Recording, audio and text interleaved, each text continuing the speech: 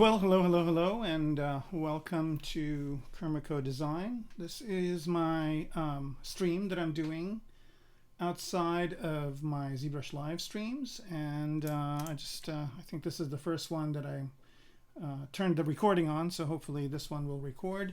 And please like, subscribe, leave comments. This will be posted on YouTube a few days after it's on Twitch, once I figure that out, which shouldn't be that complex.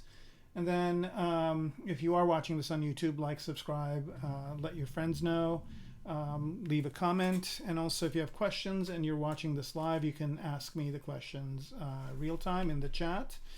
And if you don't catch me this Friday here, you can catch me next Friday on ZBrush Live. And I'm going to try and do a stream every Friday.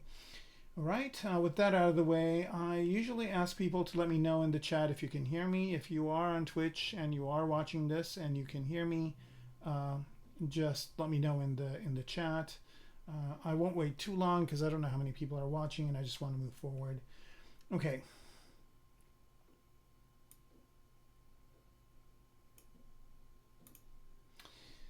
All right, so basically I was working on this model kind of like an alien.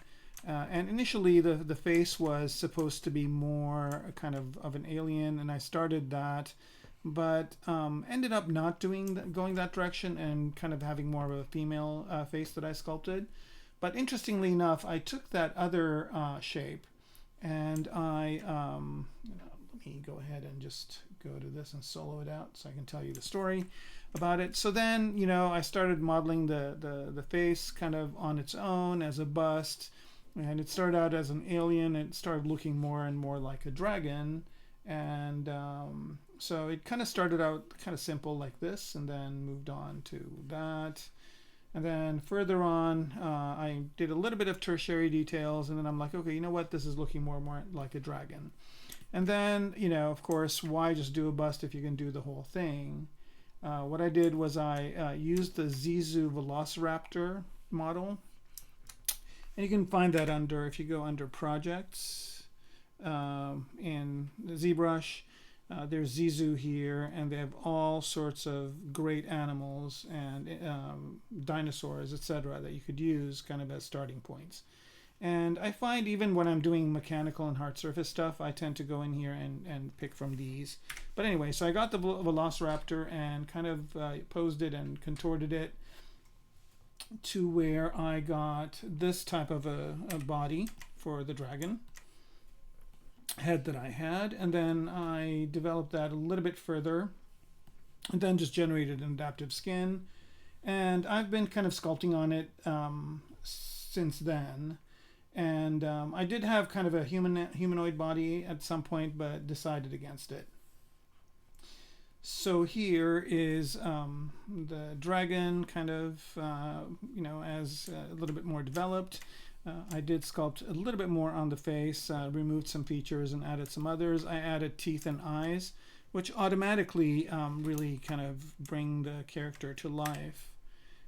Just zoom in on the head. So the head is not really completely sculpted yet, but it's along as to I have the primary and possibly secondary and maybe a few tertiary forms, and then I'm working on the body. So I'm trying to get the body to kind of work. I mean, it's still very, very rough. I'm still working on proportions, and I did take a stab at wings, so I'll bring those up as well. This is just the head. I think the body's down here somewhere. Yep, here we go. So I did kind of, I made some really rough wings just to kind of, get an idea of what they would be like. Of course, I will be replacing the ones that are here, but at least just getting an idea of what it would be like, with wings. And it's kind of in a bind pose, but I will definitely at some point break the pose and start sculpting on it. So the thought is for this dragon not to be kind of like more of a medieval dragon, but more of a kind of a, for lack of a better term, a mecha Godzilla dragon. So it will have some mechanical parts to it, and it will definitely you know, have some kind of different look than just the scales and the dragon stuff you're used to. And I'm trying, you know, I did look at some anatomy books on this, and Terrell Whitlatch has some really good books on that. And here I'm trying to figure out the shoulder, which is kind of the toughest thing to do, just because, I mean, it is a mythical creature, and it is kind of, you know, it's got these huge wings that it's supporting, so I need to figure out a way to make it as streamlined as possible and not have it have enough weights, and then also have some sort of muscular structure that makes sense. Also, it is kind of a plasma breathing dragon, so I need to figure out piping of air and things like that as well. Anyway, it's not something I usually do, but I thought I'd just start out my first stream with this, and I don't even know if I'm going to continue it past this one stream, but you know, I was kind of having fun with it, and I was going to do something completely different, and I decided, let me make this thing a little bit smaller. I decided to do this instead, just because I think it will be more fun, and I was having fun doing it, and the whole point of these streams is for me to not be doing work stuff and be doing my personal work, and I've always wanted to do some sort of a dragon, so I guess this is it right here. Again, you know, taking a lot from nature, a lot from lizards, a lot from alligators, a lot from like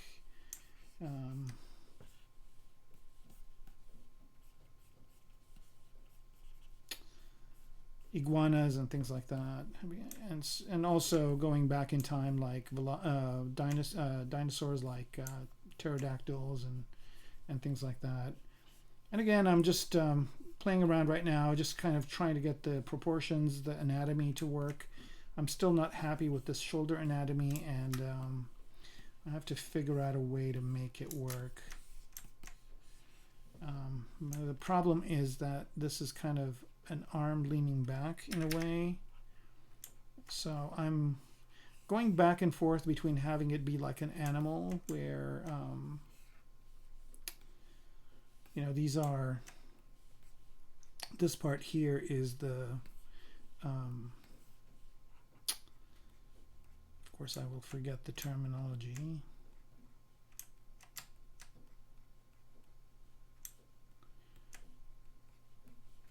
but yeah, the clavicle, I guess.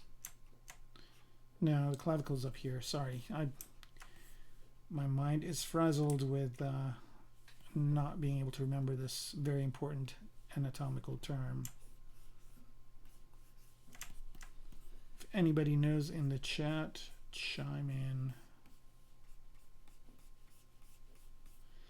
And I don't know, I mean, I haven't scheduled this or anything. I did tell my ZBrush Live users that I was going to do it, so I don't know if anybody remembered to tune in.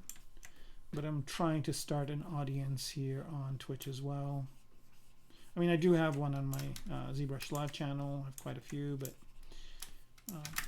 this is kind of an individual thing in which I will do different things. I mean, in this episode, I'm using ZBrush. In another episode, I might be using other tools. It'll mostly be ZBrush, though. Right. Don't know if this chat is working, but I think it's kind of my second attempt. The first time I did a stream, I think I had maybe very few watchers, and also I didn't record it. This one will be recorded, and you can watch it for 7 days, and you know, there's affiliate kind of things, and again, all these things I'm kind of new to, so I'll be establishing that as time goes on, if this proves to be something I want to do. on Twitch, or if I want to switch it over to YouTube or another streaming service, who knows. Yeah.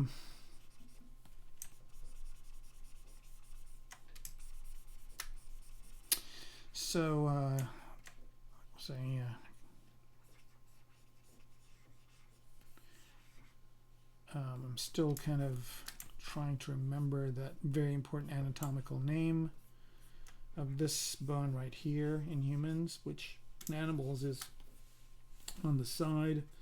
So again, I just need to figure out a way to make this kind of work.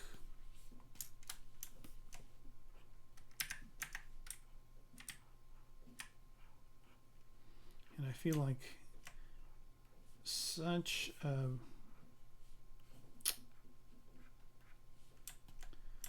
forgetful person for forgetting that term. It's really an important one.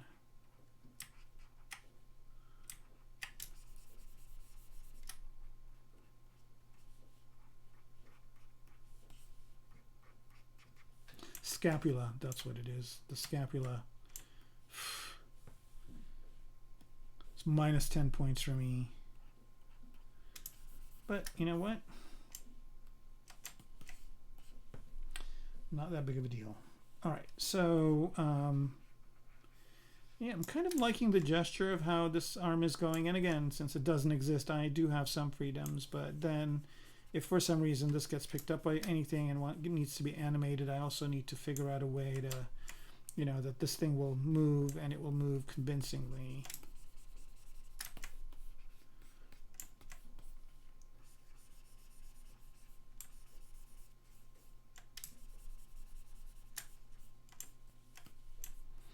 Dragons are interesting creatures because there's different versions of them and for different cultures.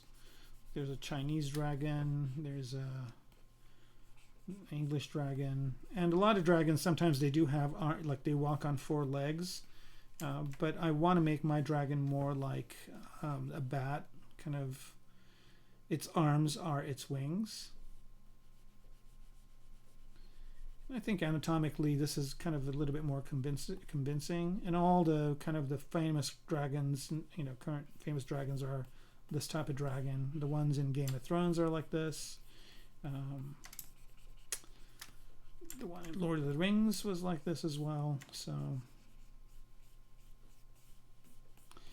but I was, you know, the whole dragon thing started with I watched Dragonheart again the other day for whatever reason. And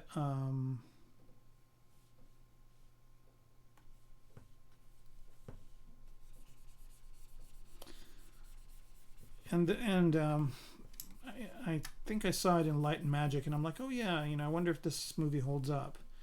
And I did watch it, and it kind of doesn't, in a way. Like the CG is really primitive. I mean, it was a big deal in its day, but compared to some of the stuff that's happening now, it's so doesn't hit the mark.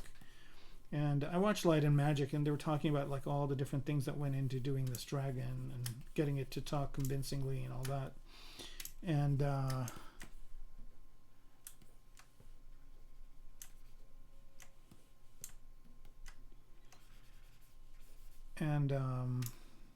weird.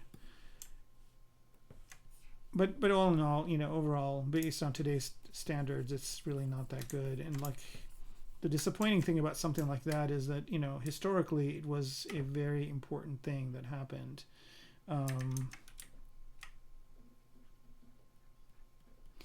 Because they were able to create a fantasy creature and make it believable. So, you know, I think it might have even gotten an Oscar or some sort of recognition, but or been nominated at least. But if you look at it now, it's kind of not not feasible.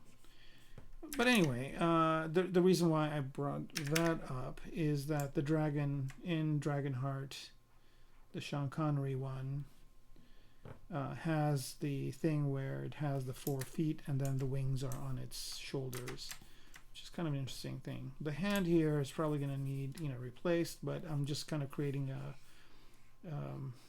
placeholder for it. And this is kind of how bats are. Their wings are, and I'm kind of exaggerating this a little bit on my end. Its wings are you know, its wings are on its hand. So here, in addition to the hand, which is, you know, I could only have that emanating from here, I've kind of created another joint. And like I said, the wing structure is going to go like kind of like this, where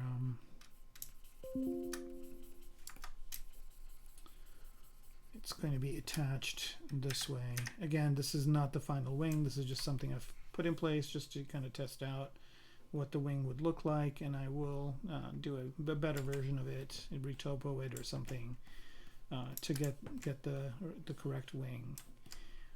All right. Let's go ahead and hide the wings for now because I can't really work around them. I'm actually going to even hide the arms and work a little bit on the body. And the body is really composed of a few parts. Like there's this one, which is a big chunk right here, and then there is the legs are separate, and the tail is separate as well. All right, so it's just 3 parts right now, and I could combine them, but I think I want to keep them separate just because of 2 things. One is if I want to add a lot more detail to this, if I decide to go the route of scales and whatnot, I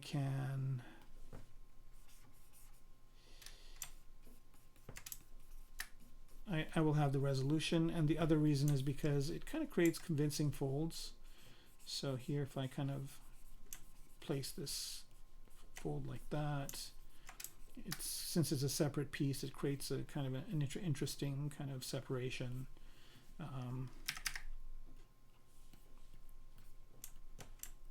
Right. Then it's always good to move around your model or your sculpt when you're working on it, just because it gives you the ability to kind of develop your sculpture overall versus just have one area develop and then work on the other areas which might not be convincing. So it's always kind of good to keep it all coherent. Okay.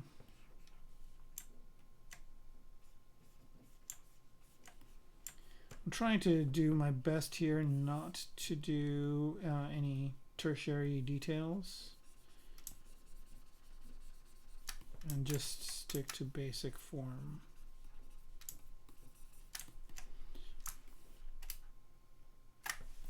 If you are watching this, say hi in the chat. I think it would kind of really be cool if you did.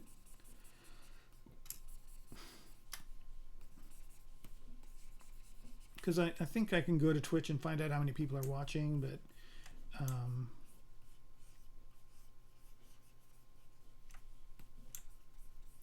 and honestly, I don't really, I mean, it doesn't matter that much to me whether people are watching or not, because I will be sharing this for 7 days on Twitch, and then people can watch it after the fact, so I can link to it. And also I can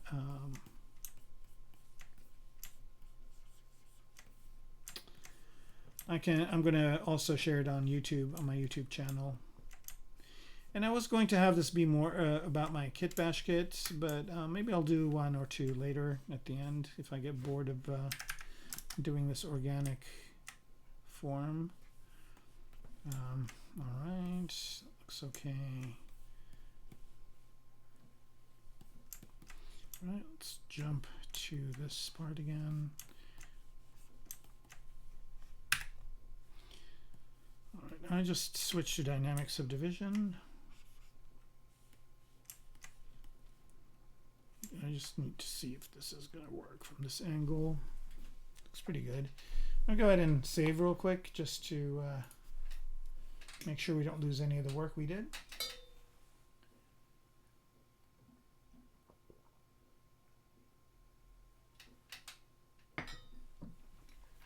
All right. Back to it.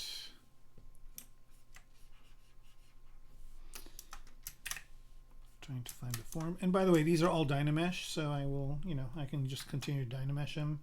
I could just go to Sculptress Pro mode, but I'm not going to do that because I want want to stay within the kind of the multiple subdivision level, and also I want to be able to kind of get the forms that I want, and then, you know, kind of the broad brush forms, and then start to one of the things that I really worry about, and I've encountered quite a few times in my career, is there's just so many people that have opinions about ZBrush that they profess as being the way to work. Like I just had somebody tell me the other day that, like, you know, that they don't use this specific brush, which is kind of a critical brush to use. And I'm sure maybe they've figured out some workflow where they don't need to use it, and that's fine. But the mere fact that there's somebody who does say things like that, and then goes and teaches that to other people, and other people who are kind of hungry to learn are learning this thing, which is entirely not the case, or shouldn't be the case. I mean, people should have the option to choose what brushes they use and what brushes they don't. But also, I've had like teachers that have taught students before me using ZBrush, and they've given them their UI, their custom UI, and said, you should use this UI, and that really bugs me as well.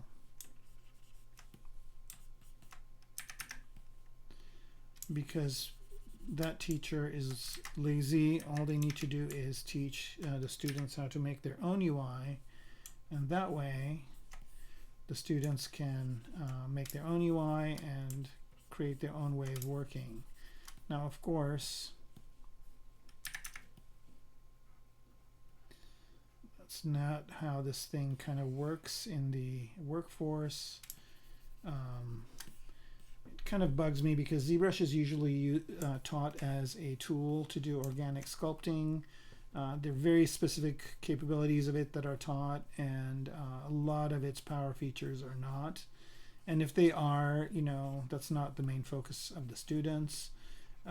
The stars that they look for that are ZBrush artists are people who can do likeness, who can do pores and do very specific things that ZBrush is really good at. But then there's a lot of other things that people can do which are ignored just because maybe it doesn't have the production pipeline does not have a you know, a stage for it. And so most concept design is done in 2D nowadays. AI probably is encroaching on that arena, which is unfortunate. But there are some concept designers that use ZBrush, and very successfully. I recently watched Neville Page's new Gnomon workshop on, you know, he calls it makeup effects, which is really interesting, which is kind of another way to spin what he does. But basically, he designed the prosthetics for a lot of the characters in the new Star Wars streaming shows. Most notably Saru, which is kind of a really cool looking character, and kind of a revolution in how they do the prosthetics and how they kind of create an alien that's more believable. I mean, you know, a kind of a good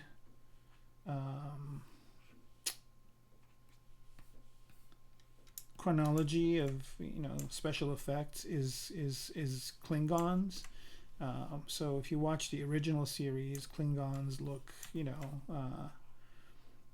they look like they're just, you know, got paint on their face and maybe a wig or something and maybe some augmented parts, very rudimentary. And then the Klingons in the next generation, you know, there's a lot more work went into them. Maybe the forehead kind of piece, and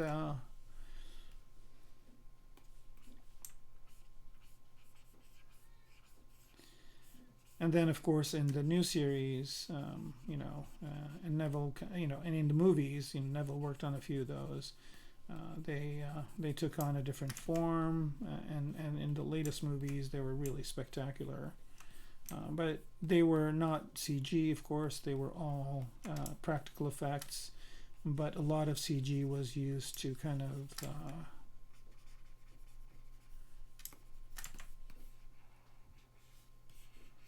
create the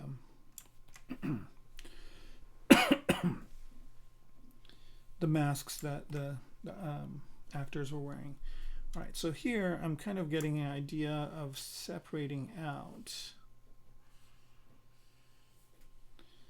this part under the wing.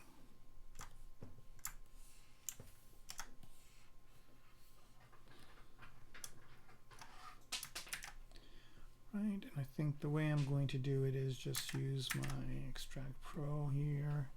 Right, that just creates a different piece. And I'm just going to go ahead and Dynamesh that piece.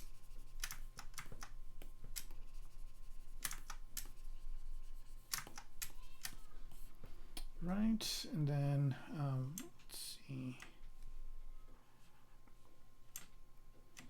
Go back to here, hide this, and then just completely get rid of this part.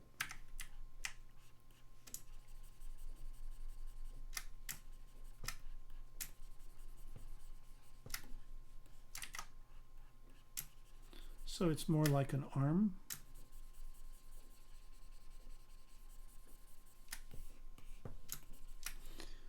I'm almost tempted to go onto Twitch and see how many people are watching, if any. Because I'll be surprised if this gets shared on any of the existing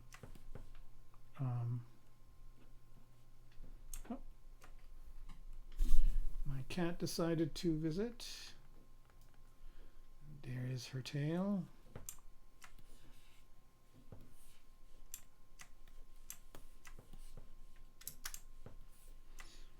Right, I'm kind of liking some of these lines. This V shape, this M shape is really cool. It's coming together more or less. I like it from the back, and let's bring that other piece back and let's see if I can make this thinner. And this basically is part of the wing as well.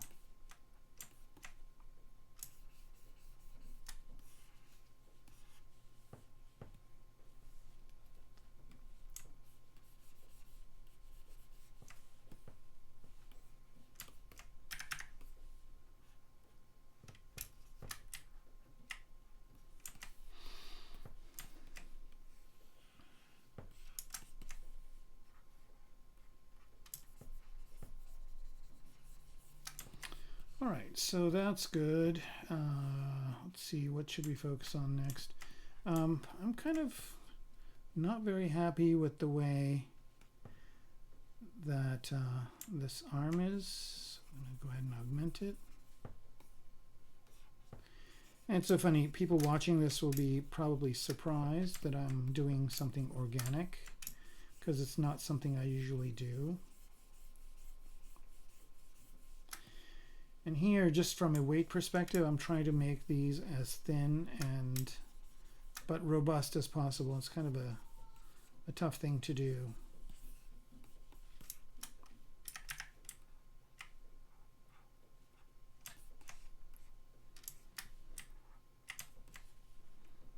All right, so I think I'm going to put the curve on the bottom and the straight on the top.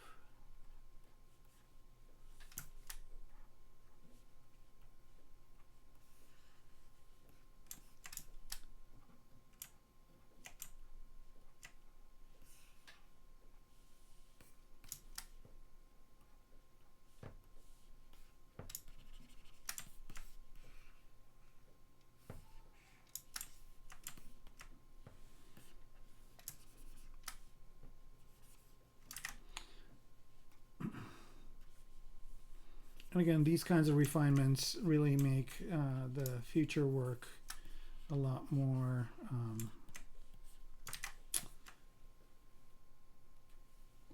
kind of easy.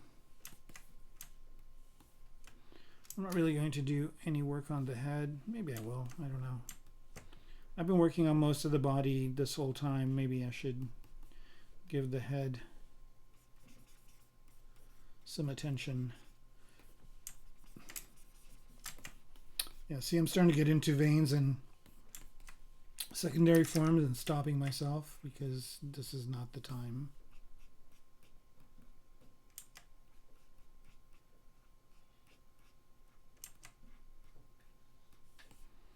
Right. Figuring out these transitions here. All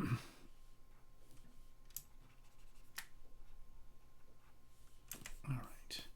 All right, let's see if we can do anything here on the head.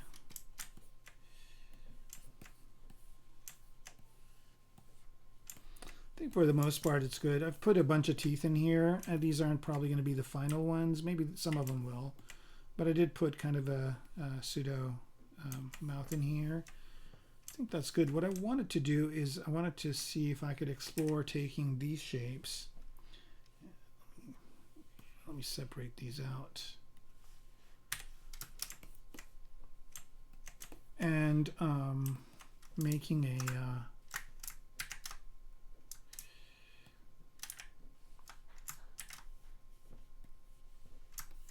let's try this one more time. Split the hidden parts. Okay, so I just basically wanted to separate these out into their own pieces. And then is this the top one? Yeah, it is. I just want to make copies of them. So if I hold Control down, the mesh has layers.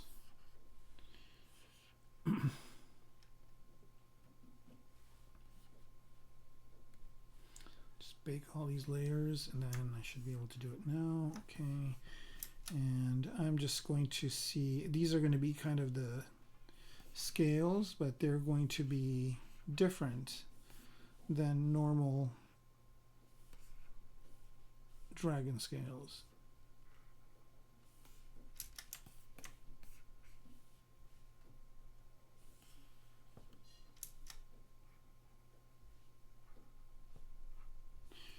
Something like this.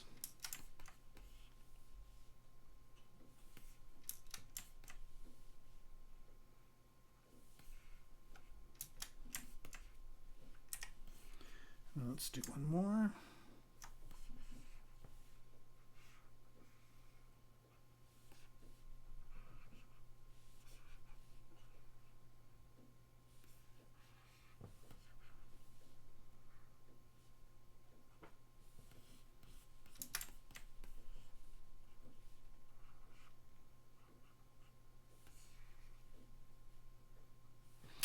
So an interesting thing happened this week, which is very disappointing. But I found out this artist that I'm, that's in similar books that I'm in, has had a show at the gallery that I showed at. Turns out that he had somebody else do his work for him. His schoolwork. And I don't know why I'm surprised. I just never thought like somebody would be in this industry to do that. I mean, I can understand in other industries, but like that to me seemed like, why would you do this? Cheat at this, because doing it is the fun. So I guess some people just are into it for the money and the fame and the,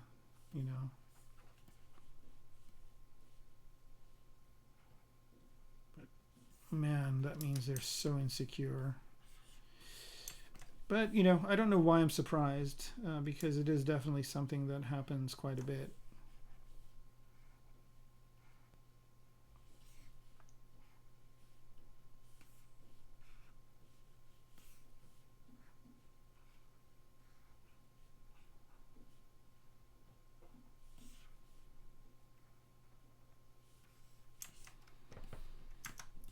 Right, I think I'm liking this kind of pattern of these scales.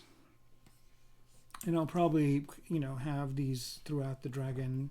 That's why I didn't really do a lot of work on the body, but having these forms there will help me place these plates in a way that it works. Right.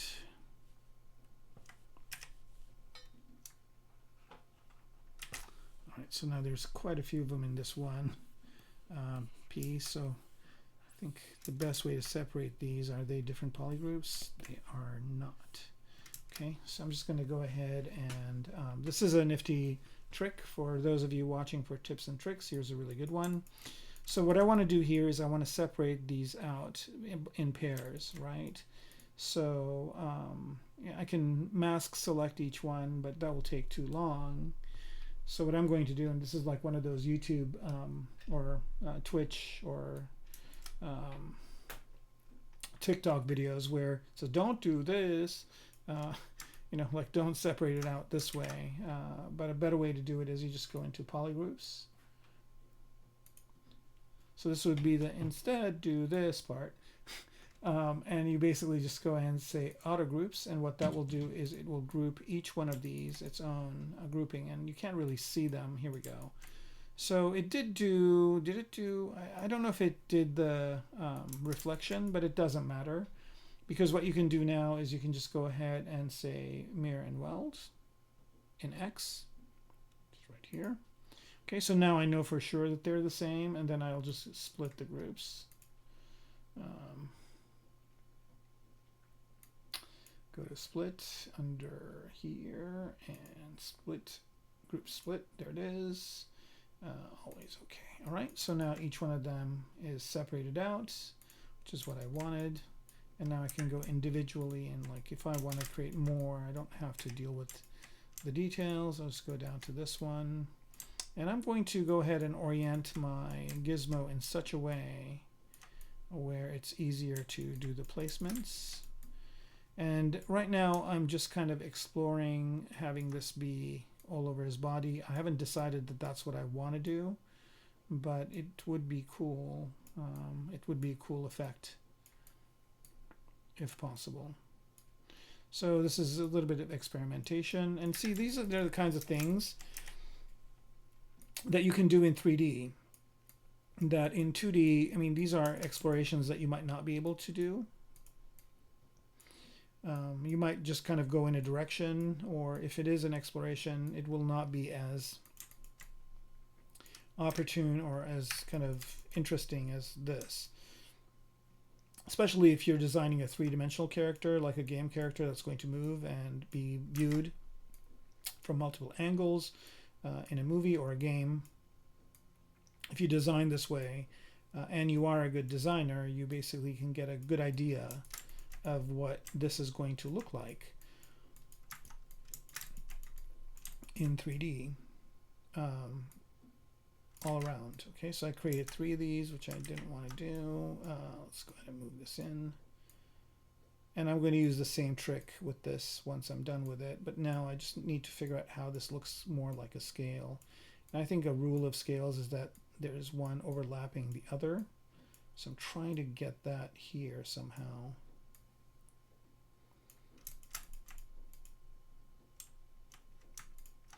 All right, so I'm going to do that same trick again. For those of you that didn't catch it the first time, I'm going to go into polygroups and say auto groups, and then mirror and weld over here, and then did that do it? Are these 3 different? I guess they are. I guess the best way to find out. Let me do it one more time. Auto groups. Okay, now these are different colors. Good. And then mirror and weld. And then split, group split.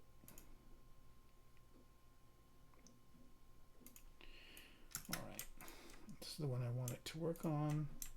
Now, unfortunately, when you do that, you lose where the gizmo was, but getting it where I need it to be is a cinch. So now I can just work on this one, figure out a way that it will work. So I think the best I can do with it is this. So then I'll go to this one and lift it up. kind of like roof tiles in a way. And I don't really, I'm going to try and keep these the same shape as much as possible. One of the things that really bugs me in designs is when there is a shape and there's like different ones of the same shape. Now, organically that could happen, but mechanically it's kind of not the way to go. And what I mean by that is, usually if these parts are manufactured, they're probably easier to manufacture each one of them separately than or the same rather than like make different ones. But who knows, manufacturing might change in the future where you are able to have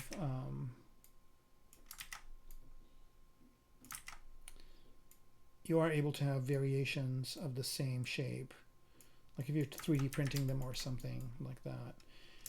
Okay, I don't know if I'm very happy about where this is, so let's see if I can do something with this. I'm going to create a copy here. Let's go ahead and put our gizmo over on here like this. There we go.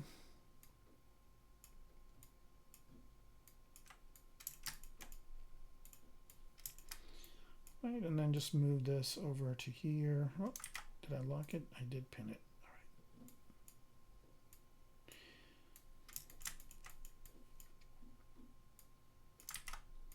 Yeah, I keep touching the resize portions on the gizmo, and I don't want to really do that. Okay, so there's that, like that. All right. And I gotta, assume that the wing is going to be moving, so I don't want this to dig into it, so I have to figure out maybe.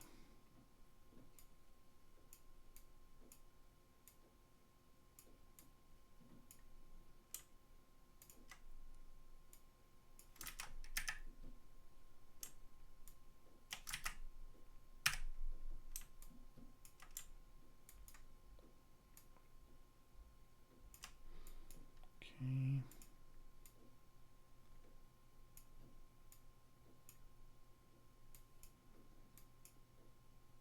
And placing these correctly, more or less, I think is going to be the trick here. And so I do have enough room for the arm. I think I might be giving it a little bit too much room.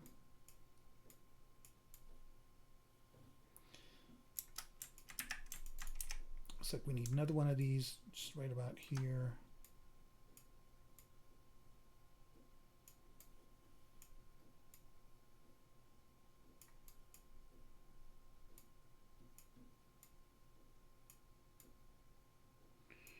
All right, still not seeing anything on the chat. It's going to be interesting.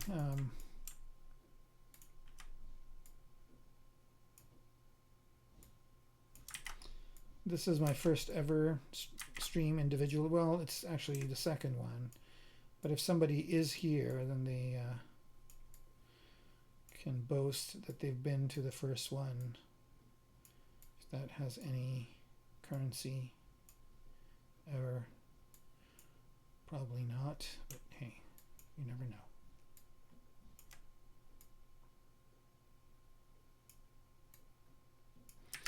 All right. Again, same trick with the polygrouping. Mirror and weld. Group split. Now, if I do this too many times, I could probably write a little script to do it. All right, let's see what this looks like with the wings. Just always kind of good to always see the whole thing in place and see if this is actually working, and it's actually working really well. Yeah. Yeah, I'm curious to see how this happens. All right, so these are going to be here, but I also want to put something, kind of some sort of a chest plate or something in here that's going to be holding all these things. All right, so I'm going to go click on this. How did my color change to green? Oh, because it's got. Okay, go back to this, solo it out. And again, this is really low poly. Let's go ahead and pick a different mask. This one. And let's bring this back. I need to put something in this area. And I'm going to turn transparency and ghost on. And I'm going to try and not, you know, sculpt things that we don't see. Okay, so that's basically it. All right, let's go ahead and extract that out as its own piece and start figuring out what it is.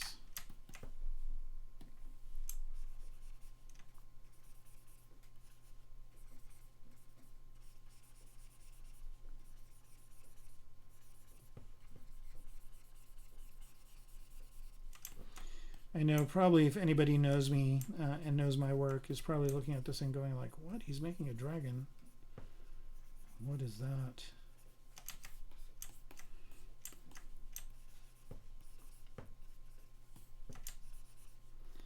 Who doesn't like dragons?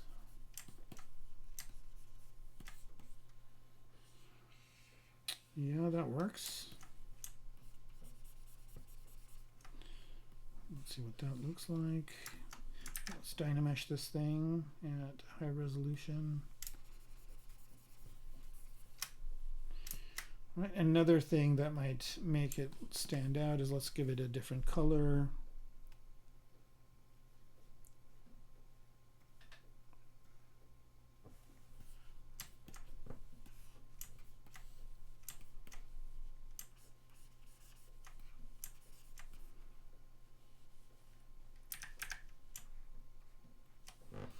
So this thing would be kind of what these plates are attached to.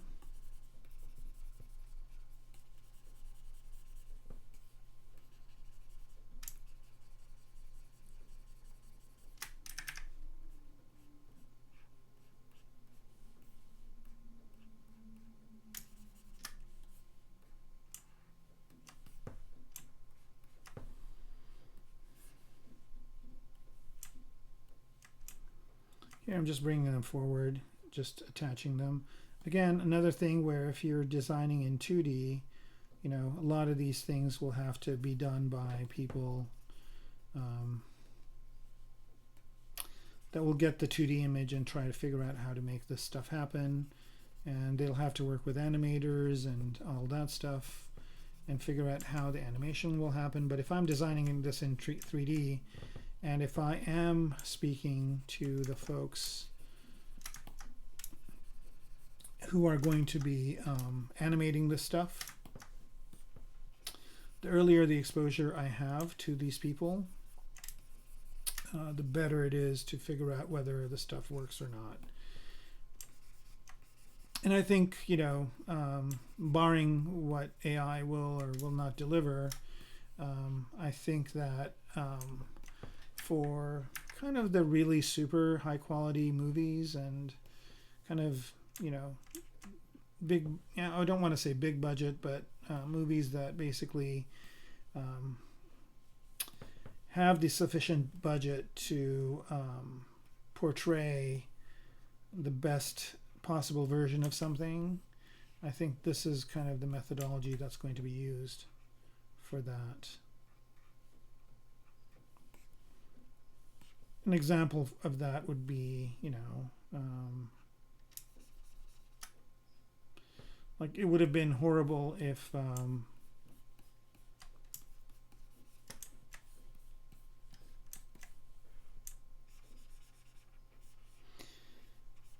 stick to it.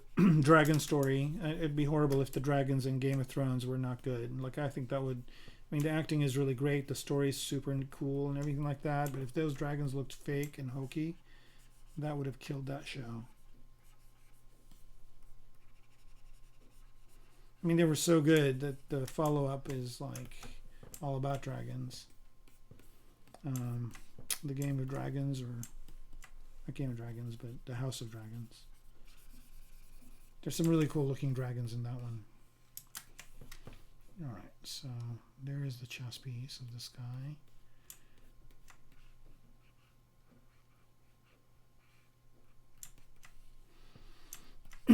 And I'm wondering if there needs to be some sort of shield over here Let's see if, because I mean, you know, it's protecting its sides, but something needs to protect the center.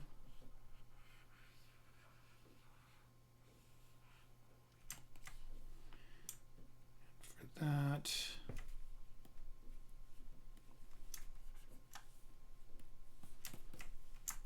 let's go ahead and create a part that goes over here.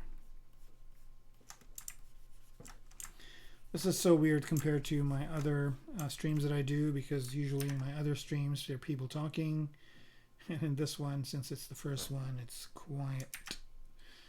All right, extract pro. Let's pop this over here.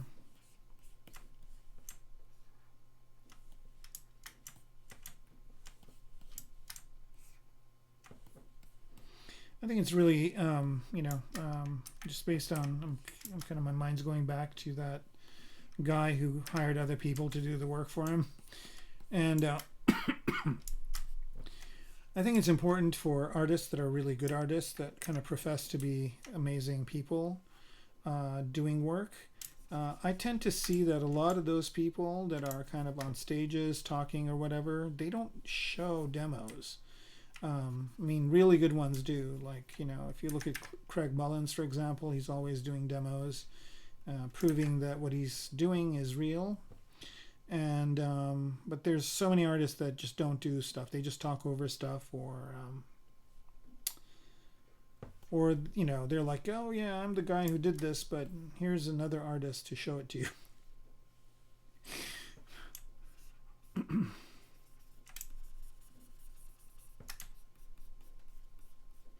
Yeah, it had never occurred to me the celebrity aspect of what I do. Like how people just want to be known as like, oh yeah, you know,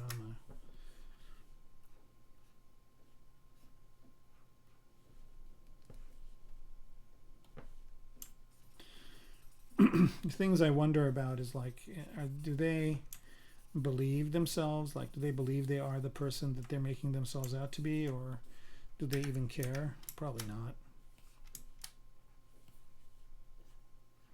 I think that's kind of why AI is kind of taken over, is just because it's like, oh yeah, you know, I can type a sentence and look at what I can make with that sentence. That's all me. Okay, why is that not moving? Is it masked? That's weird. That's why it's right. And here this is Dynamesh, so I can just, you know, kind of mold it into whatever shape I want. Yeah, just read down. Is it Dynamesh? Nope.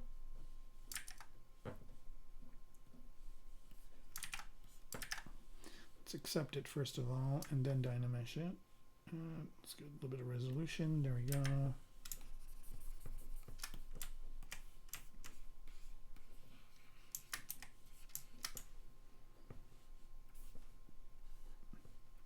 I don't know, giving this dragon a shield is a good idea over here, but I kind of like it.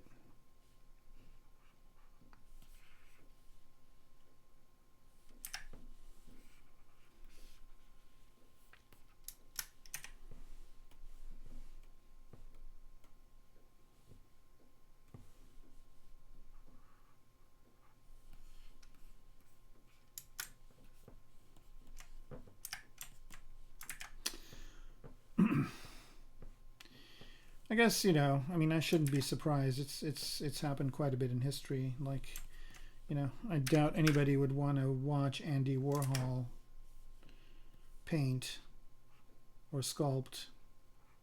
I think nobody cares.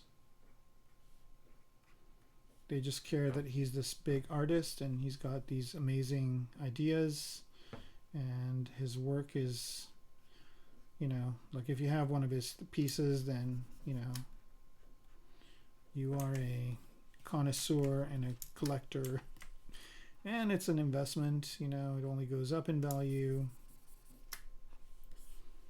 because the guy is dead. He's not making any more work. So, you know, a lot of it is just that thing, that cachet. Please tell me this kept the... No, it did not. All right, not a problem.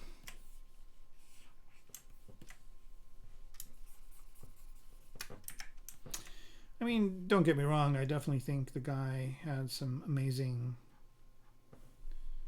things that he did.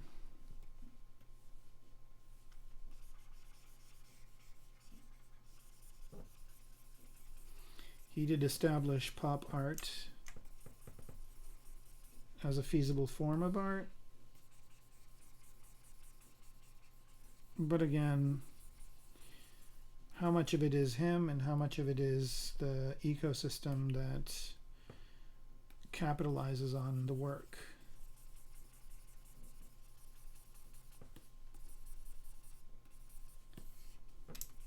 And I think therein lies the dilemma. You know, is commercial viability important? I mean, like, what determines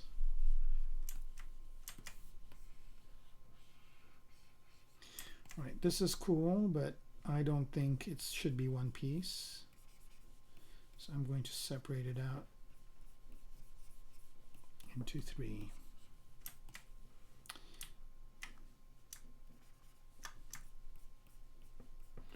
Which is interesting. When I work, a lot of the questions that I get are very business oriented, like, hey, how long does it take you to make this? Because, you know, what they're asking you is not how long it takes for me to make it. What they're asking is, at what I make an hour, how long does this take to make, and how much money will I make if I do this work, is the question they're asking. Just tragic, right? Which means, you know, they kind of have some sort of interest in what's going on, but that interest is overshadowed by their desire to use it to make a living. And honestly, as far as I'm concerned,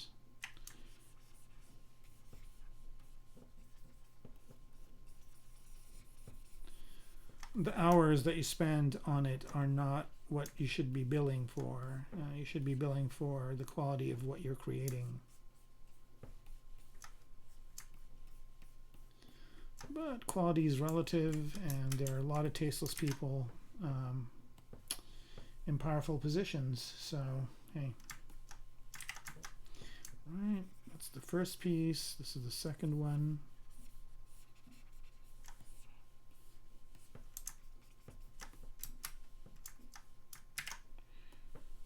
Okay, and last but not least, and this one I can probably just use this other method, which is to use the knife curve, but I always want a quick save before I use that, and it's a good time to take a swig of tea.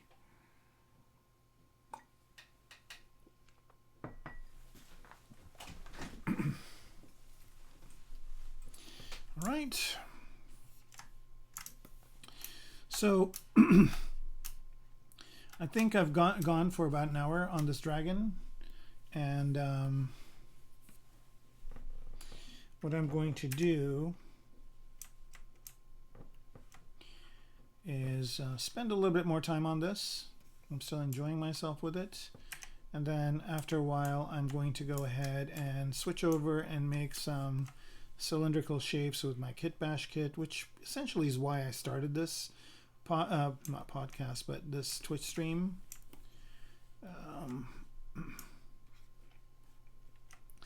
I have some great ideas for it. I think one of the things I'm going to do is see if I can incorporate another person into this somehow, so it's more of a conversation versus just me doing a monologue. You know, if there's a chat, usually that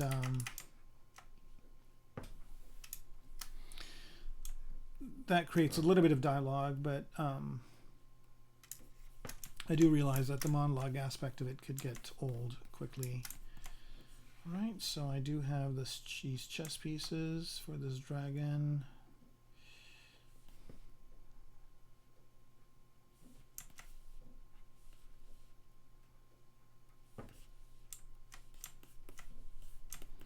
These are just gigantic scales, industrial scales. And of course I'll be, you know, after I'm done with these, some of them will be the same one, so I can make a refined version of them.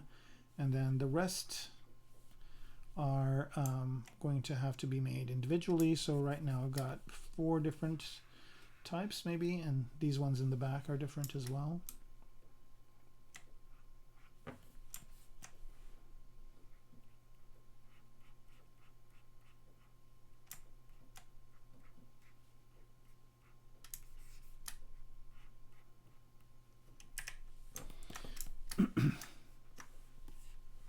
It's so funny how a project just kind of comes into being.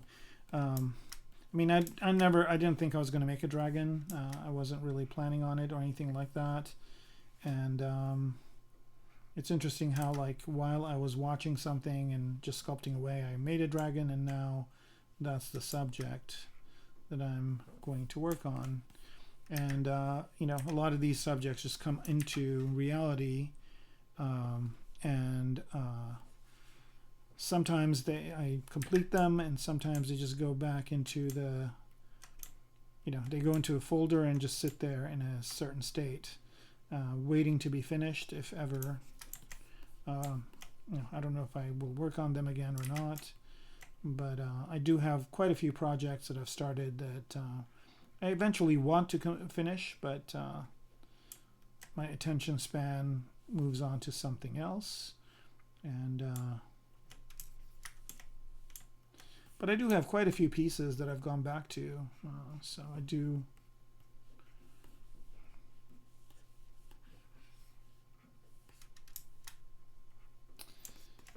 go back to them. All right, so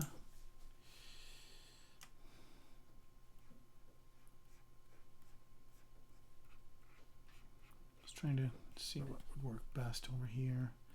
I created that neat inside part, but I'm not really using it unless somehow some of these are transparent, which might be an interesting idea to try. All right, so now I'm just trying to make these seem like they are part of the same thing.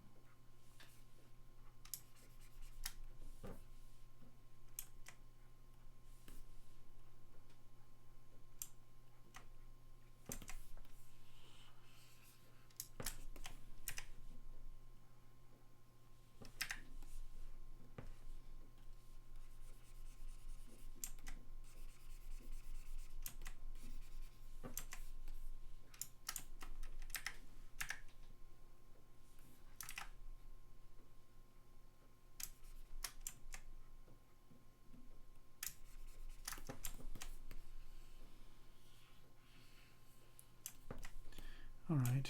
One of the things that has happened that I'm not really happy with is that this whole thing here is kind of pushed forward like that. So I'm going to use this trick to kind of change this whole, well, I don't know if I want to do that. I was going to do the T-pose mesh and use transpose master to do it, but I think I'm not.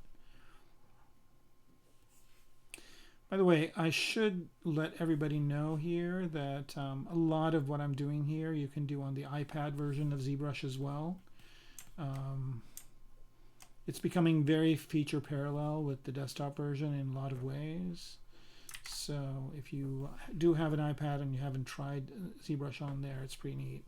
And they do have a free version that you can get as well.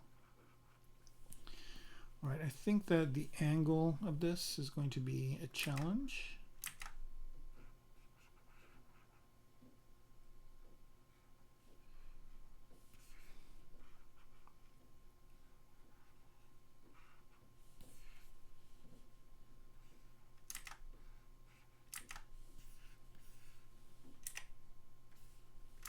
Sometimes if you're really kind of challenged by something, it's better to just move it aside.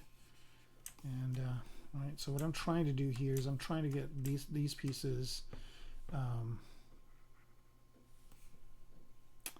closer to the body.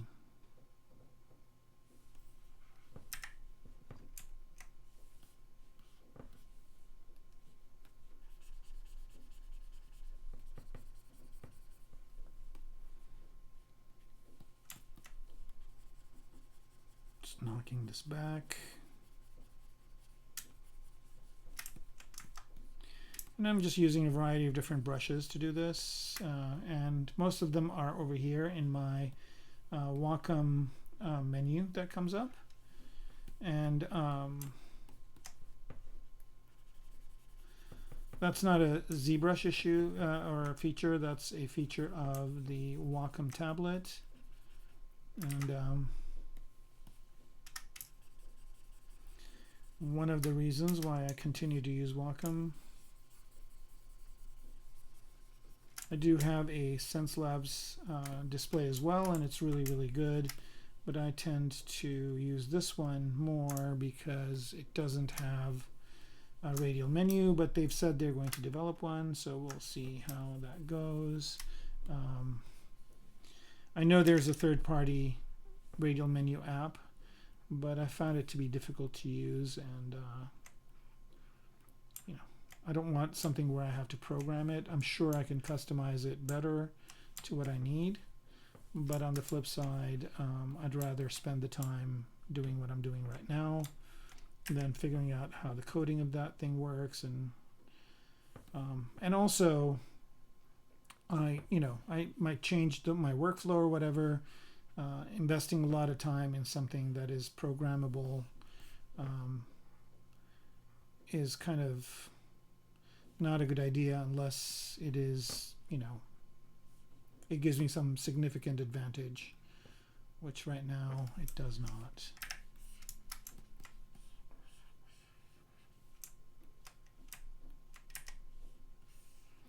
Which is unfortunate. It would be nice to just have this kind of be a feature of, independent software versus a feature of Wacom.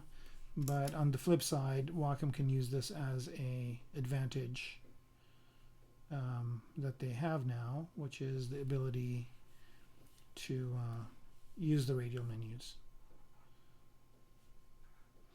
I bet there's some people on Twitch that are watching this going like, what the hell is a radial menu?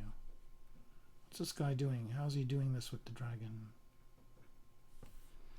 I just wanted to watch some Fortnite.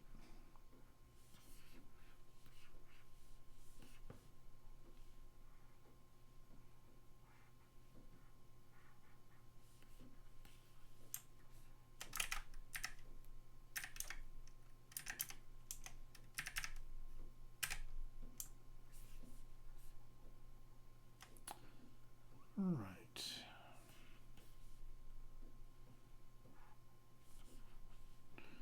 All right, this is looking good. So we're just kind of, I didn't really intend to spend this much time on the armor, but I just wanted to see if it works as a concept, and it does. Okay, so we're just going to continue to do that instead of going in and sculpting in all the different scales and whatnot, which I might do around the face. But the body, I think, is just going to be armored. And so are the arms. And it's going to be interesting to figure out how to do the wings, some sort of synthetic material. So this would probably be like a dragon that's kind of a cyborg dragon, cybernetic dragon, dragon that is, lost its limbs or whatever, has been in an accident, and they've rebuilt an exoskeleton for him. Some parts of his body are real and some parts are not. Kind of like General Grievous. The General Grievous. What a character that could have been so much more. Changing subjects to Star Wars. The funniest thing about Star Wars is that they do these characters that they have no idea that these characters are really amazing, and they might do these characters to have like bit parts, but then they discover, oh, there's a big fan base for them, so they have to make a whole movie about it or whatever. Like The Mandalorian, for example, like all that was that somebody did a very compelling design on Boba Fett in Empire Strikes Back. And that design was just so prevalent that the toy did well, and people started asking questions about it or whatever.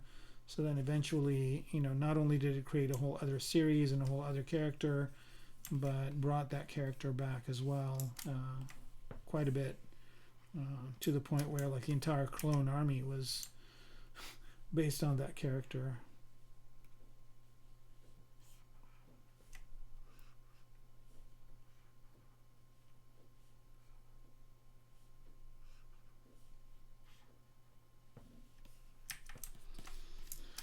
Okay.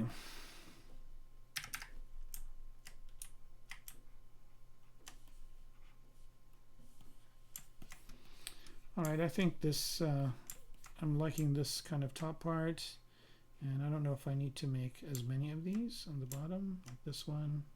Let's bring it down, and this one as well.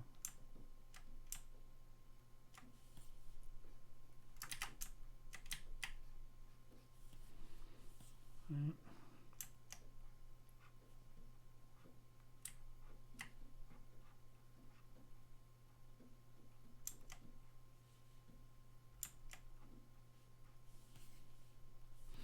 Now see, what I just figured out is, okay, if this is manufactured, then they probably don't want these parts to be separate parts. So I'm just going to go ahead and take a huge leap and delete some of these parts. So I'm going to delete the one I'm on, and this one as well, and this one.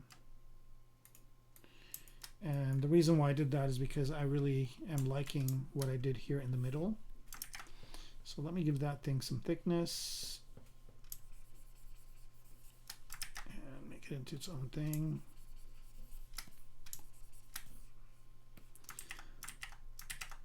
Maybe a lot more thickness, like something like that, and apply.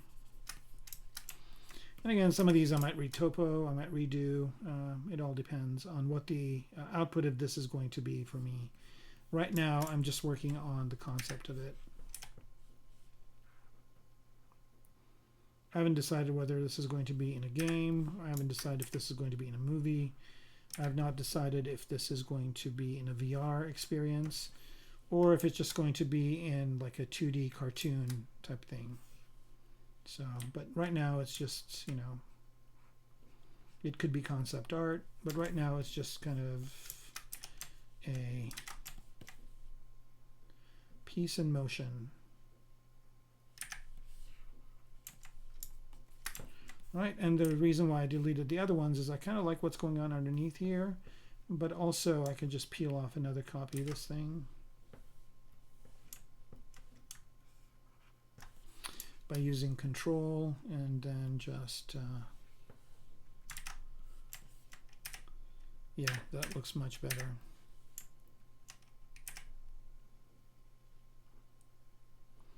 Just these like super plates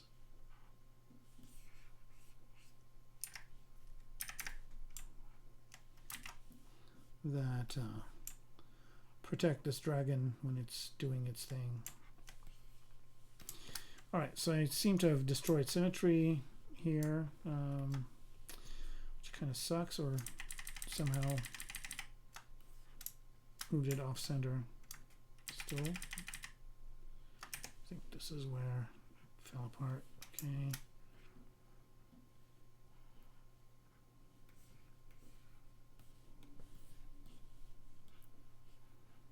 What happened?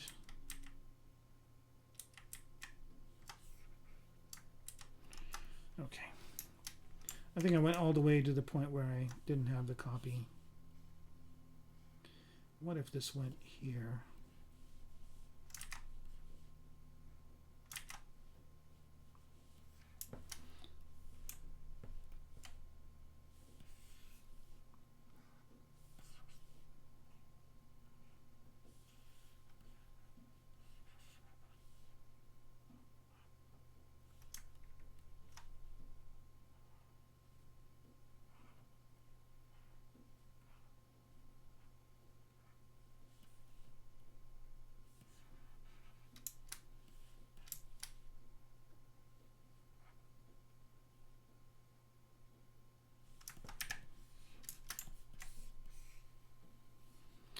All right, I think the problem with this shape is it doesn't have a thing in the middle. That makes sense, but I need to put something there.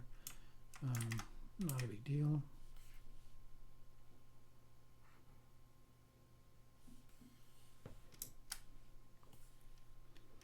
Is this thing symmetrical? It is now. Okay. All right, I think I'm kind of happy with where this is, and so I'm just going to save it and then do a thing with oh, all right, so we got somebody get some tap is saying, hey, what's up? Hey, how's it going? Thank you for chatting. I think you're the first person to chat on this stream, so thank you for that. And what's up? Well, you know, same old, same old.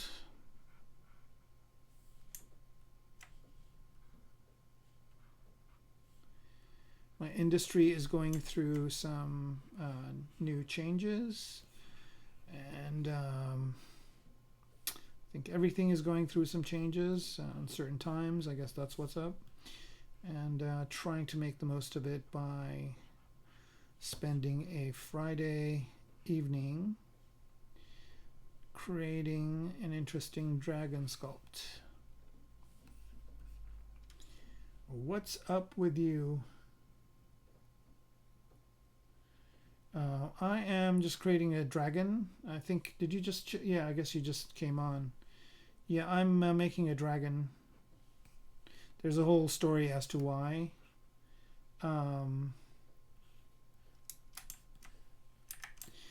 Oh, I'm competitive against AI. I'm not worried. I think AI can do some of the things I can do, but if anything, I think it's going to create more opportunities for me once they determine what the limitations are.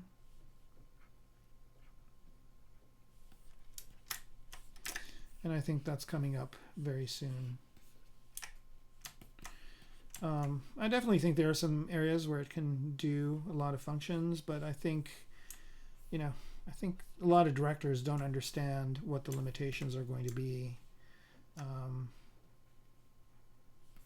mean, I'm sure it might fit in some areas, but I'm not really worried long term. But for the short term, for now, it's really bad. And it's really bad not just, you know, because of that, but, you know, economically things are kind of really shaky right now. A lot of uncertainty.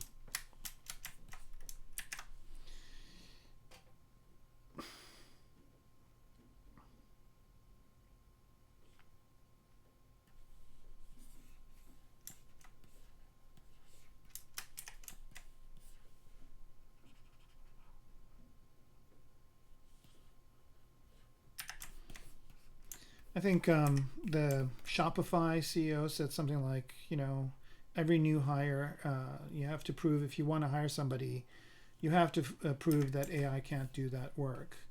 So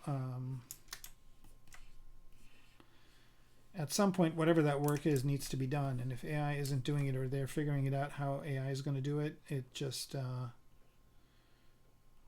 at some point, they're going to, you know, get off the pot, so to speak.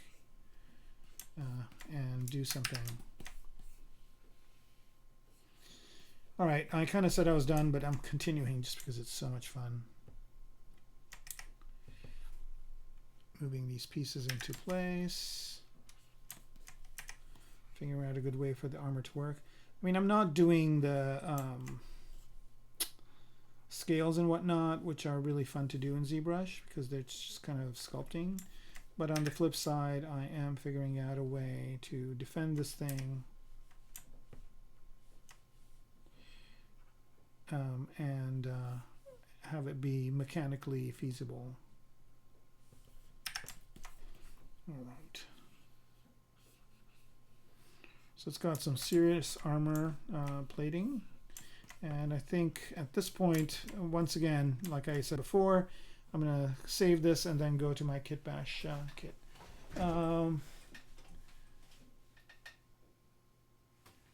Which industry am I? I'm all the above. I get hired for all sorts of things. So all the things you mentioned, I've worked in. I've worked on games. I've worked on visual effects. I've worked in product design. I've worked on commercial advertising. I've taught, so I have a very, a large periphery of things and industries and jobs that I have worked at. I think my goal is, whenever a job comes my way, it's just like, do I want to do it? I mean, is it something that, is it something that I can apply, provide value to the client, A, and B, if so, that's the first important thing.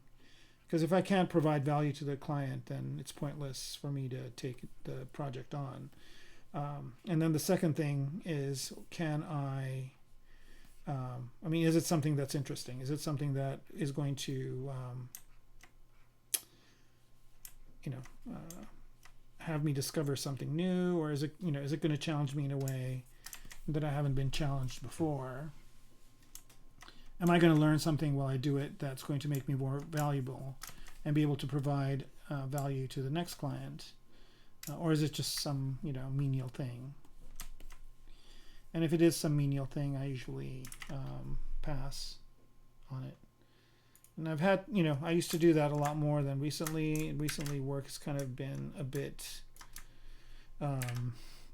scarce, I guess is a good way to put it. So nowadays I'm a little bit more amenable to do whatever it takes.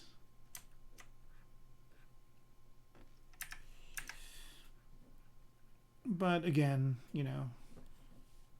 if things get better, I'll be, if I'm on a project that I'm not very excited about, if something better comes along, I think that's one of the benefits of being freelance, is you can just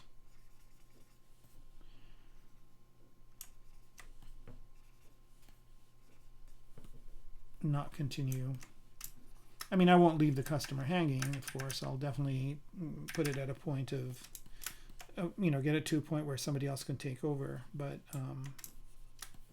yeah.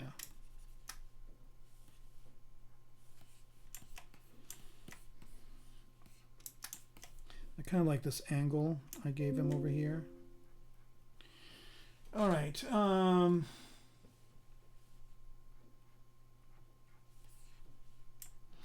So what do you do? What's your thing?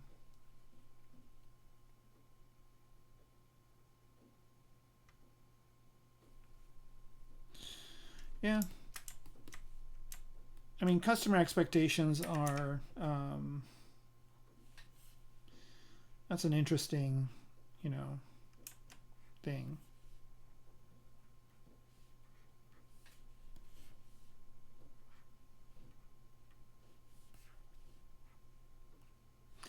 I find the best customers to work with, first of all, I'd like to kind of be as close to the final decision as possible. Every job that I've had where I was downstream from decision makers, it was kind of cumbersome, because I'm going through two levels of translation versus if I'm working directly for the person who's making the decisions. I would love to work directly with the director and at least have some attention from the director and input. And also, if there's an art director in between, that's fine, but it depends on the art director. I've had some good ones and I've had some horrible ones.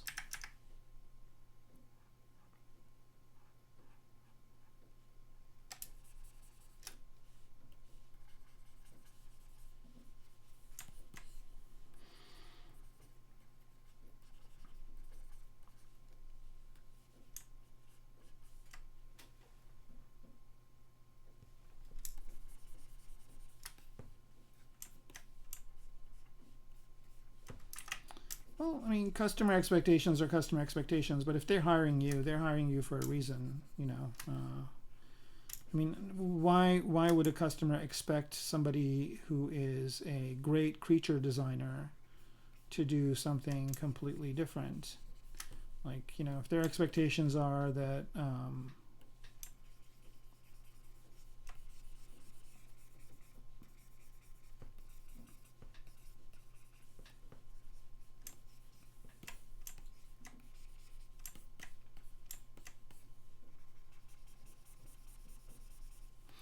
yeah, I don't really like. I'm not, to my detriment. I don't really, like. I don't have that weird kind of like, oh yeah, the customer is always right, or the client's always right, and like, no, you're hiring me for a reason. If you don't think I'm doing what you want, then I don't have to work here. But if you're hiring me because I'm just an extension to your inability to do this work, then we're not going to be successful. And if your success is important, then you might need to adjust your expectations, or at least consider adjusting them. Because if your mind is already made, then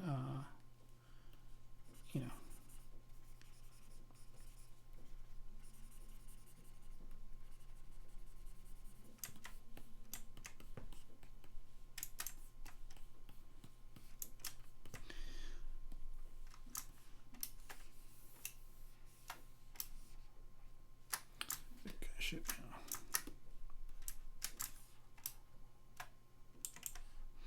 If the client's mind is already made as to what they want, and they just want you to be there as a tool to get it done, that's great. And there's plenty of people that's what they do. Actually, there's more people like that than people that do what I do. That's the person they need to work with. And a lot of directors want that. They just want people to do what they, do this, and that's what they do. That's fine.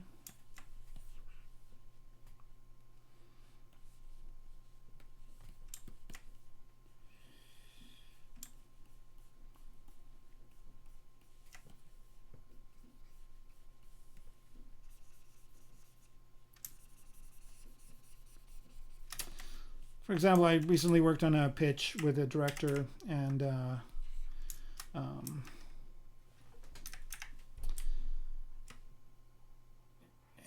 they it's kind of more like a producer, pseudo producer, and director, and kind of like somebody who's just trying to start something.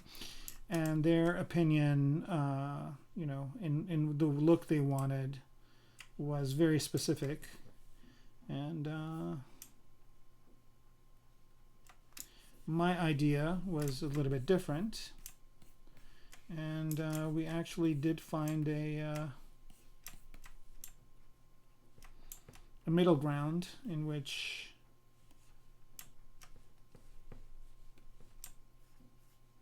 he was able to realize some of the things he wanted to do, and I was able to realize some of the things I wanted to do, so it worked out.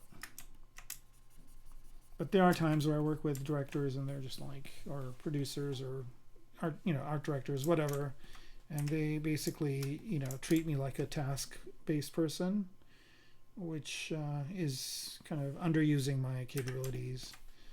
And once it gets into that, it's a whole other story.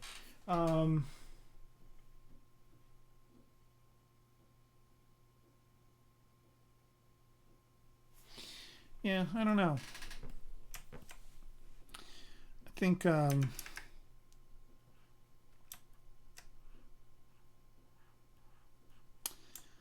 there are too many cooks in the kitchen, so to speak, in a lot of these companies. And there's a lot of ego. And those are kinds of things that I'd like to suss out early. And if that's the case, no thanks. Life is too short.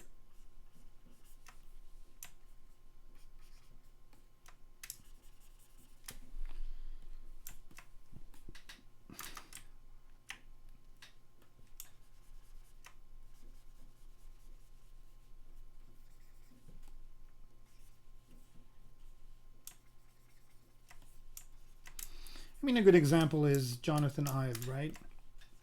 And I'm sure Steve Jobs had a very specific idea as to what he wanted, but I think I gotta believe that he did give Jonathan Ive enough of a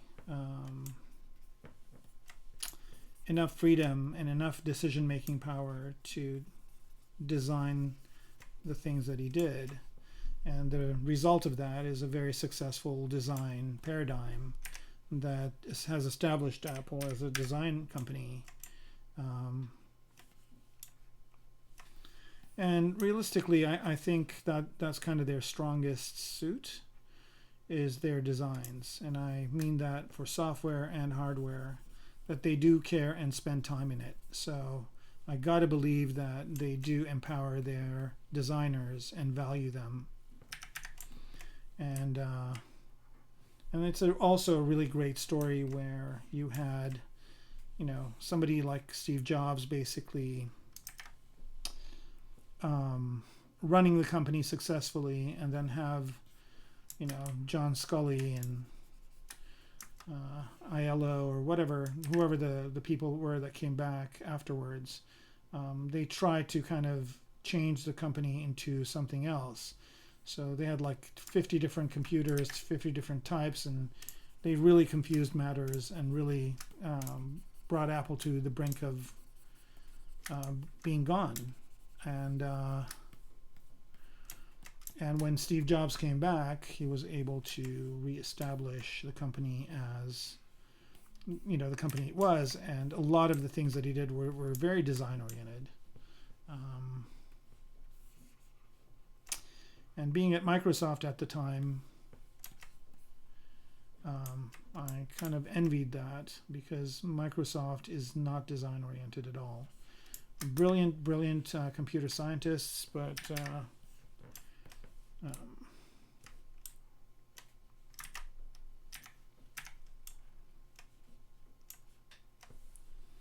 however you look at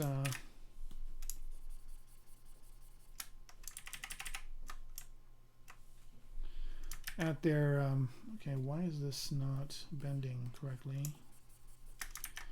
I'm going to go ahead and redynamesh this. Ooh, let's get some resolution. Yeah, so I think that's the thing. It's like I want to work for a company that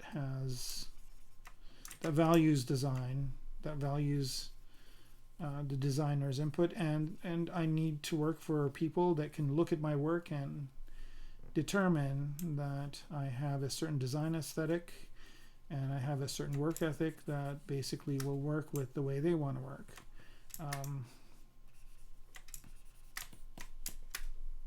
That would be the ideal.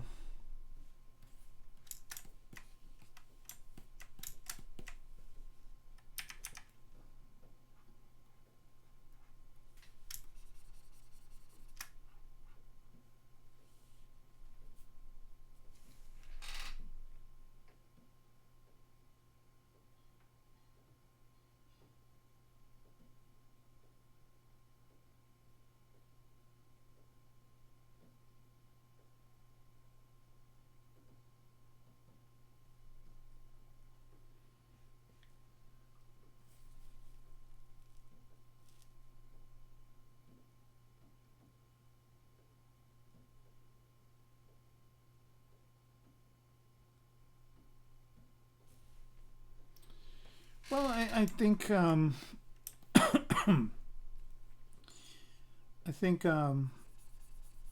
would like to be more in the pre-production time frame, in the design, in the kind of the design language setting. For example, here I'll go to my Instagram, which I should do at some point. This is a good point for it.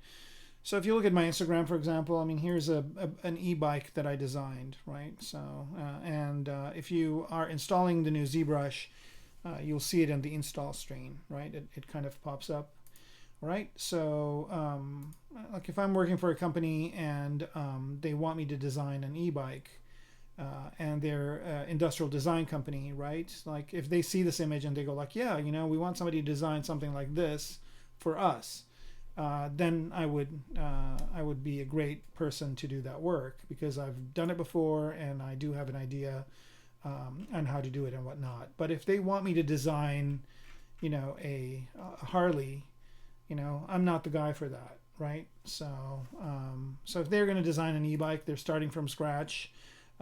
They're looking for some ideas, some concepts, some interesting things to do. Here's kind of a finished version of it, and I also have, you know, the development process if they want blueprints. Here's some ideas of how this thing functions, right? And here's some scenarios where it's in.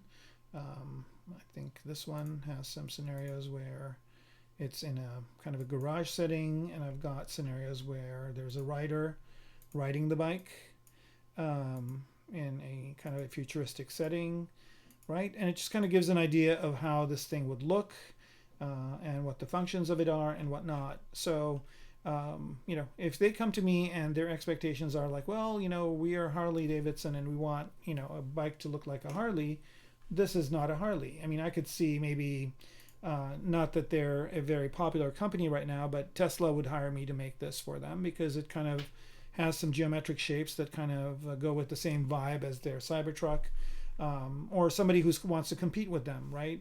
Likes this design. That would be somebody that would hire me for the work. But like if somebody hires me and wants me to do something that looks like existing bikes, you know, that's not kind of my thing. So you can kind of go through here some of my works and see, you can see I've dabbled in AI as well. Not very excited by it, but like, you know, if I'm, you know, going to design a character in a game, let's say, you know, somebody who operates a catapult, this guy, you know, probably got hit in the face with something and he's got this massive scar and there's his armor and whatnot. So, you know, like at the beginning stages, I could do these things. If somebody wants to design, like, let's say some sort of a Colosseum or something like that, like in Dune, for example, I really loved the way that their Colosseum was, but this would be kind of another concept similar to that. You know, all sorts of characters, right? Robots, monsters, mechs, which is kind of my specialty. Like I did this mech in a ZBrush live stream. So, you know, the earlier I'm on the project, the sooner I can develop what they need. But if they want me to just come in and do UVs on something that somebody else has made that they don't know what they're doing, oops, I didn't mean to do that, then that's not going to be my, that's not going to be what I want to do. Okay, so hopefully that answers your question. Oh, the blueprints, they're so easy to do. You can do them in ZBrush. So here, for example, let's say I want to do blueprints of this dragon, right? It's just a filter. So I'll go ahead and render it. And when I render it, right now I kind of have this cartoony look. But if that's not what I want, right, I want it to be a blueprint, then I just go into render and BPR filters, lightbox filters, and there's a bunch that ship with ZBrush, and here's the one that does a blueprint right there. Simple as that. Okay, so, and you can modify these, so I'll do another render. Let's say I don't want the grid in the back. I can take that off. I think it's one of these ones right here. On edge, replace, screen tone, square. Okay, that's the one. Okay, so now I just have the dragon as the blueprint. And I can just, you know, copy and paste them in different angles, or I can do different renders. And then just composite those in Photoshop or some other app. Yeah, pretty easy to do. And they have a bunch of them too. Like there's a bunch of blueprint ones. So here's this one. I'll make this one, which is kind of not much like a blueprint. There's this one as well. This one looks more like a blueprint. This one is kind of a good one, but gives you some secondary shadings. But this one is my blueprint 3 is the one I used for the bike. And there's other things here too, like you can do all sorts of interesting things, you know, like this filter right here is pretty neat for something kind of more stylistic. Here's a painterly one. So yeah, I mean, once you have the model with ZBrush, you can go in all sorts of different directions. You can also take this and generate files to 3D print, so you can have this as a toy. So yeah. Dodging your questions, ABC for self-expression. All right, let's see what your ABCs are.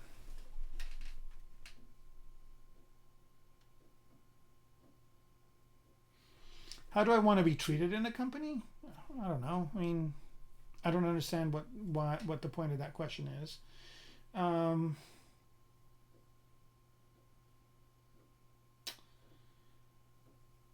do I want to work? How do I want people to work for me? I've had people to work for me before. I used to manage a team of people at Microsoft, and first of all, I don't think people are working for me. I think that's I don't think that's a smart way to kind of go about it. I think the best way to look at it is that people are part of a team. They each have their responsibilities, and they each have things that they need to do. And if I am managing these people, then I'm working for them, basically, which means I'm facilitating their ability to do what is required of them to do. So that's kind of how when I work with a team, that's what I do. And I spend a lot of time when I'm hiring to make sure that I'm hiring people that can do the work independently, that I don't have to handhold them to do the work. I'm not a hands-on manager. That's incorrect. I'm not a micromanager. I am a hands-on manager. I do I do like to be in the game, but on the flip side, I also am not somebody who's just going to sit there and micromanage a person, because if I don't give them the ability to do what they are supposed to do, then they're not going to be successful. I'm not going to be successful, and the relationship just isn't going to work out. So that's B, and then C is what? Where do I see me in the production? I kind of did answer that, I thought, but I'll answer it again.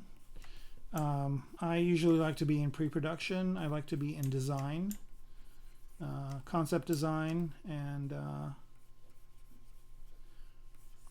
I'd like to be presented with a script, maybe a few scribbles or some concepts, which nowadays is becoming more and more AI driven, because the director can type a prompt and then get some ideas and then come to me and say, okay, I've got these ideas. How can you, how can we polish these, or how can we build these up to be something, for the project. All right.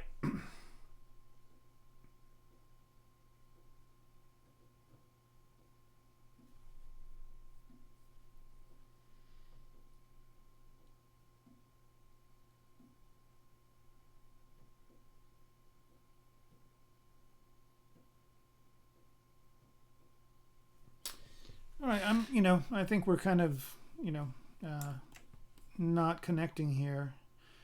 So I'll just leave it to you to explain exactly. Maybe I'm not understanding your question correctly. Maybe you need to ask your question in a different way. But I don't know what you want from. I don't know what the point is that you want me to make for you.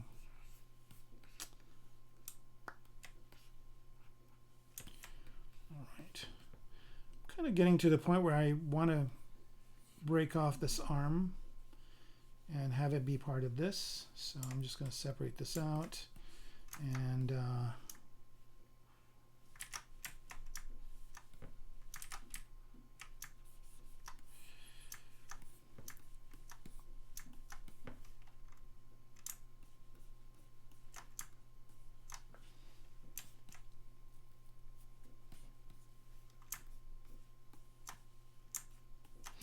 I'm curious, where are you from? I know, Twitch is available in all countries, but are you in the US? Whereabouts are you tuning in from? Where does the stream find you?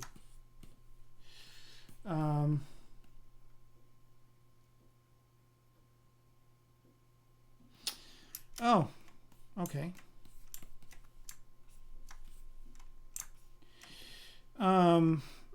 No, I get what you're saying. And I don't mind you being direct at all. I actually prefer it. And I hate it when people agree with me all the time, too. I like people to make their point and have an opinion. And, that's how I learn from people. So, all good with me as well. Let's do Dynamesh.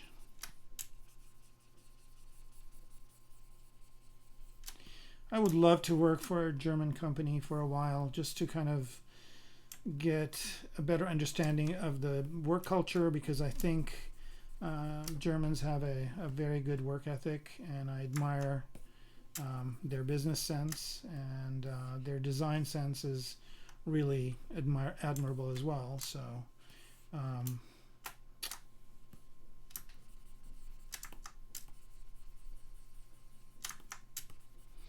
I think every country has a different way of working. I think German design is pretty effective.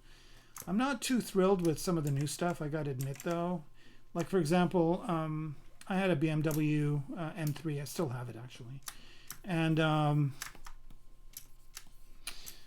it's a 2003 model, and I really love the way the design is. It's just brilliant. And I look at some of the new car designs, even from BMW, and I must say I'm not really thrilled. I'm not really thrilled with the way the Cybertruck looks, although I do applaud the fact that they did something different.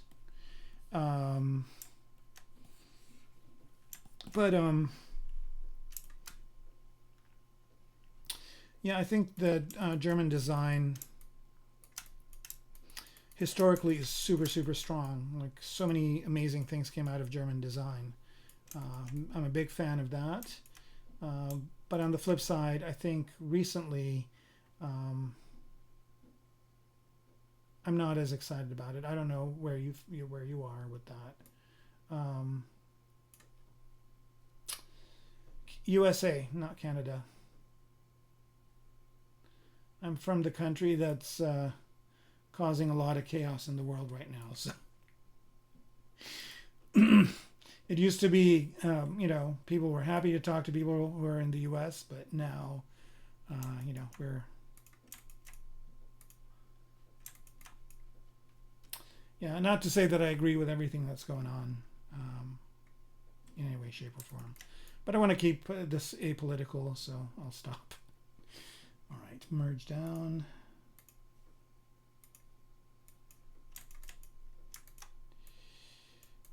All right, so I achieved my goal of connecting this whole arm together as one piece, so I can sculpt on it as one piece. Still want to get to those cylinders, but I haven't gotten a chance to do it yet. Maybe we'll do it next time. Unless somebody really wants me to do that. It might help me sell a few more of them, but maybe we'll make this first stream not be very commercial. How about that? All right. I'm really digging the kind of the general form language this thing has so far, and I think we're getting close to the 2 hours. I usually like to stream for about 2 hours. I think that's a good amount of time, and usually when I'm working on sessions on my own, that's about how much time I spend. So here we are. So to my German friend, thank you for tuning in. Thank you for your questions. I really appreciate the dialogue, and hopefully you'll tune in again. So basically, I'm on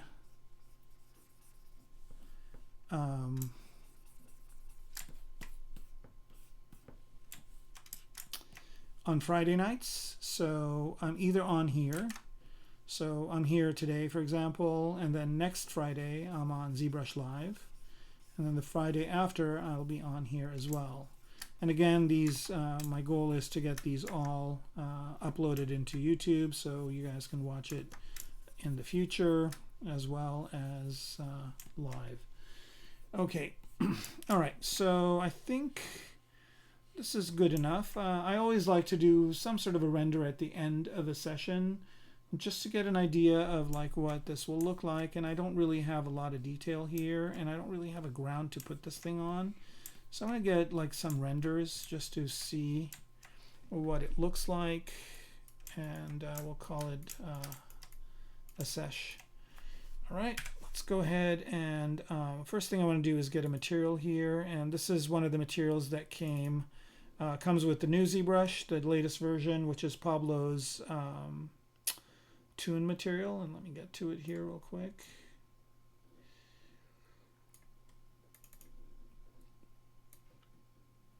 I think it's called something, and I changed the name to 2025. I'm going to go back up to 2 here.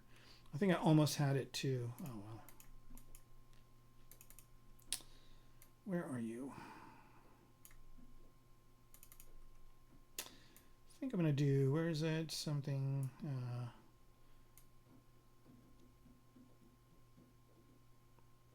comic shader. I think I have it out here, but I also have it in the next folder. So I'm just going to see if I can spot it here. Now, let me just go to his stuff.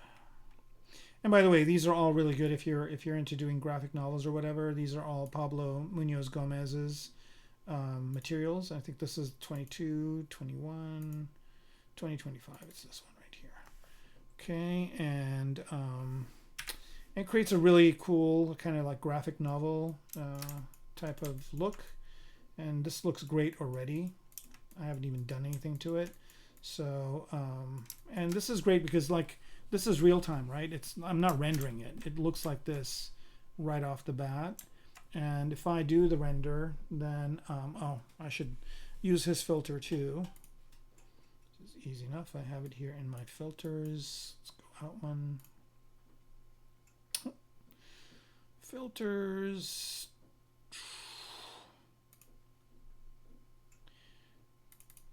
And here it is. All right. So this is what the thing looks like, and I'm going to turn on the floor just for kicks. I don't know why it's all the way down there. Probably because I've got something causing that, and I think, yeah, it's the body. Not a problem. I'll just add a plane. Easy enough. Append or insert plane 3D. There it is. Give it a little bit of thickness. No smoothing. More thickness. It's good. All right, so I've got some sort of a ground here. It's not great, but it'll do for now. Just to get some shadows and whatnot. Let's turn perspective on. Let's choose 85 is a good angle to view this. Let's put that here. Do a render. Okay, so the render is looking good, and I can see already that this is going to look, this is going to work. Like if it was in some movie or whatever, I already see that it's good. Let's get a different lighting angle. All right, that's good. Let's kind of do a close-up like this, like if they were looking up at it, like that.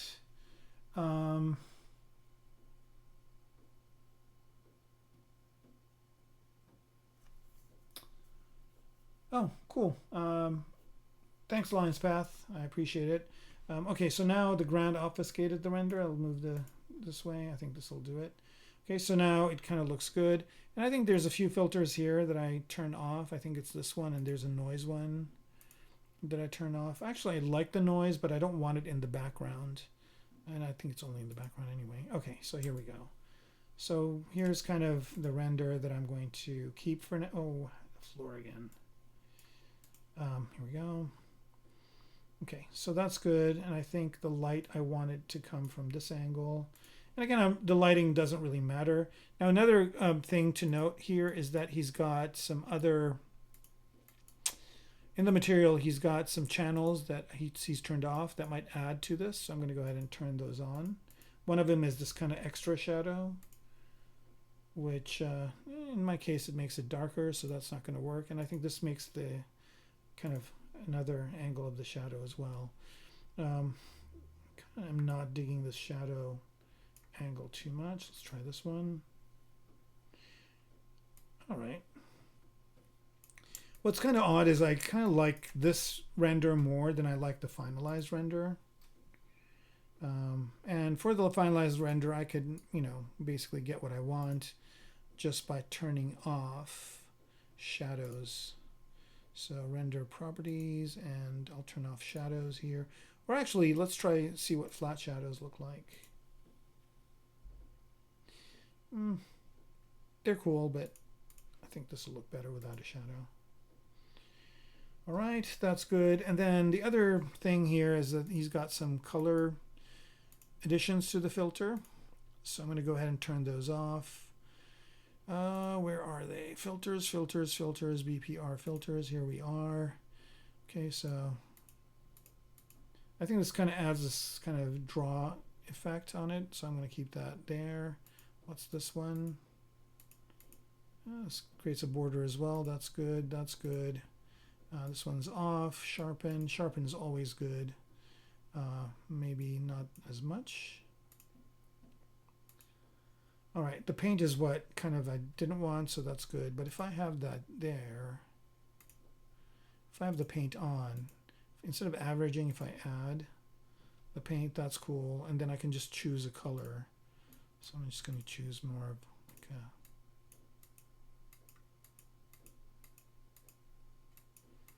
reddish color. And all right, and the other thing also is with this displace, I think it's a bit too much. I think I'm going to kind of take it down a bit. Here we go.